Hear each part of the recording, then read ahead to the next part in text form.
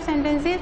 Rearrangement of sentences के लिए हमें पहले सारे सेंटेंसेस को पढ़ना है, उसके बाद उन्हें हमें सीक्वेंस में लगाना है। जैसे फर्स्ट सेंटेंस इन्होंने दे रखा है ए वाला, more accountable for their contribution to the company's growth as the losses and misaligned compensation can create are beyond repair. More accountable, अधिक जिम्मेदार, फॉर देयर कंट्रीब्यूशन, अपने योगदान के लिए जो अधिक जिम्मेदार हैं।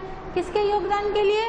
To the company's growth, company की ग्रोथ के लिए जो बहुत अधिक जिम्मेदार हैं योगदान में। एज द लॉसेज, जैसे कि जो नुकसान है। दैट मिस अलाइंड, जो अलग कर देते हैं। कंपेंसेशंस, मुआवजे को। कैन क्रिएट, वो पैदा कर सकते हैं लॉसेस को। आर बियॉन्ड रिपेयर, जो रिपेयर के बियॉन्ड है, जिनको रिपेयर नहीं किया जा सकता। मतलब ये है कि जो कंपनी की ग्रोथ में के योगदान में जो अधिक जिम्मेदार लोग हैं, उनको अगर अलग किया गया तो वो कंपनीज के लिए ऐसा नुकसान बन सकते हैं जिनको रिपेयर नहीं किया जा सकता। इस सेंटेंस का ये मतलब है। ये सेंटेंस फर्स्ट सेंटेंस नहीं हो सकता क्योंकि इससे पहले कोई बात नहीं की हमने कि किस तरह का लॉस, कैसा कंट्रीब्यूशन, तो ये फर्स्ट सेंटेंस नहीं हो सकता। बी में ऑफ बोनसेस, जो बोनसेस है वो that are directly linked to the employees as well as company's performance. जो बोनस है, जो बोनस दिया जाता है वो प्रत्यक्ष रूप से कर्मचारी और कंपनी की परफॉर्मेंस पे डिपेंड होता है या कंपनी की परफॉर्मेंस से जुड़ा हुआ होता है। सी है, Indian companies have been linking performances, जो भारतीय कंपनियां हैं वो परफॉर्मेंसेस को जोड़ती हैं to pay as a norm. पे मतलब सैलरी, पेमेंट के मानक के रूप में, नॉर्म कहते हैं मानक, मेजरमेंट, उसके रूप में जोड़ती हैं। वेयर इन, जबकि the salary packages have variable component, जबकि सैलरी पैकेजेस जो होते हैं उनके और दूसरे भी कंपोनेंट होते हैं। कंपोनेंट मतलब पार्ट। ऐसा नहीं है कि परफॉर्मेंस के हिसाब से ही सैलरी दी जाएगी, सैलरी देने के लिए दूसरे नॉर्म्स भी होते हैं। डी है, द लेटेस्ट ट्रेंड ऑफ पे फॉर परफॉर्मेंस, जो लेटेस्ट ट्रेंड है परफॉर्मेंस के हिसाब से पे also includes CEOs and all the higher members of the board। उसमें जो कंपनीज के CEO वगैरह होते हैं उनको भी इंक्लूड किया जाता है। उनकी पे भी, उनकी सैलरी भी उनकी परफॉर्मेंस के हिसाब से दी जाती है।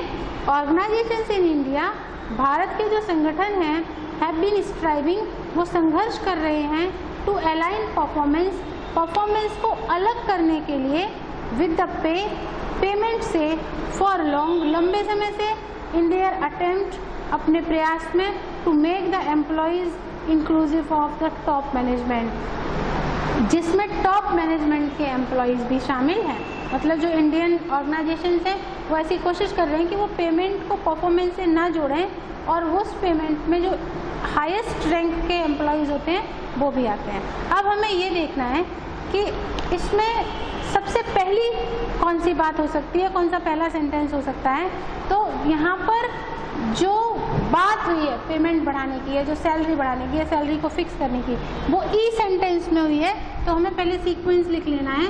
सबसे जो फर्स्ट सेंटेंस है वो हमारा ई होगा क्योंकि ई में इन्होंने इस बात को इंट्रोड्यूस किया है, इसके बारे में बात दूसरे सेंटेंसेस में हुई है। लेकिन जो पेमेंट और परफॉर्मेंस की बात आई है वो सबसे पहले ई में आई है, ई वाले सेंटेंस में। तो organisations in India have been striving, ये हमारा फर्स्ट सेंटेंस है। इसके बाद जो सेकंड सेंटेंस है, इसके बाद organization in India have been striving to align performance with pay for long in their attempt to make the employees inclusive of the top management. उसके बाद जो इससे रिलेट करेगा जो सेंटेंस वो है ए। तो ए हमारा सेकंड सेंटेंस होगा क्योंकि भारत के जो संगठन है वो परफॉर्मेंस को पे से अलग करने की कोशिश कर रहे हैं, लेकिन more accountable for their contribution to the company's growth, लेकिन जो कंपनी की ग्रोथ में अधिक जिम्मेदार हैं, as the losses that misaligned compensation can create are beyond repair. लेकिन अगर हमने उनको वहाँ से अलग किया जिनकी परफॉर्मेंसेस बहुत अच्छी हैं, अगर वो कंपनी से अलग हुए तो जो नुकसान होगा वो बियॉन्ड रिपेयर होगा, वो इररिपेयरेबल होगा। तो ये ए हमारा सेकंड सेंटेंस है।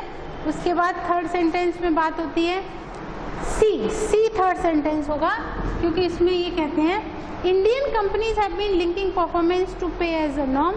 जो इंडियन कंपनीज हैं वो परफॉर्मेंस को पेमेंट का मानक समझती हैं, where in the salary packages have वेरियल कंपोनेंट, जबकि जो सैलरी पैकेजेस हैं उनके दूसरे भी पार्ट्स होते हैं। हमारा थर्ड सेंटेंस है।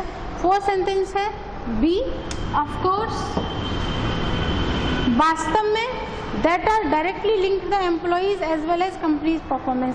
वास्तव में जो ग्रोथ है कंपनी की या जो लॉसेस हैं कंपनी के, वो पूरी तरह से कर्मचारी तथा कंपनी की परफॉर्मेंस पर डिपेंड करते हैं। ये हमारा फोर्थ सेंटेंस है।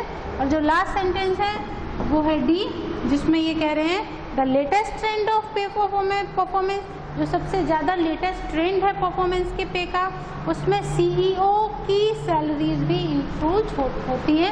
ऐसा नहीं है कि जो लोअर लेवल के एम्प्लॉय हैं उन्हें ही परफॉर्मेंस के हिसाब से सैलरी दी जाती है, सीईओ का भी पेमेंट उनकी परफॉर्मेंस और कंपनी की ग्रोथ के हिसाब से होता है। अब इसमें क्वेश्चंस देखिए। Question number 7, which of the following would be the second sentence of the rearrangement. तो हमारा जो सेकेंड सेंटेंस है वो ए है, ऑप्शन ए, ये हमारा सेकेंड सेंटेंस है।